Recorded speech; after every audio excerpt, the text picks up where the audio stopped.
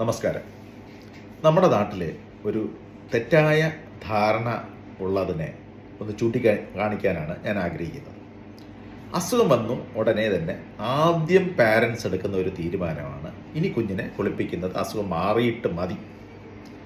ഒരു കാരണവശാലും ഇതൊരു നല്ല പ്രവണതയല്ല. കാരണം അസുഖം വരാനുള്ള പ്രധാന കാരണം എന്തായിരിക്കും?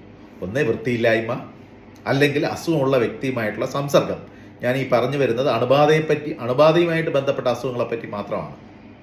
അങ്ങനെ വരുമ്പോൾ നമ്മളൊന്ന് ആലോചിച്ചാൽ അസുഖം മാറുന്നതിന് വേണ്ടി പോലും ഗുണം ചെയ്യും കുളിക്കുന്നതുകൊണ്ട്. മാത്രമല്ല, അസുഖമുള്ളപ്പോൾ കുഞ്ഞുങ്ങളുടെ വിശപ്പ് ഒരുപാട് കുറയുന്നുണ്ടാകും.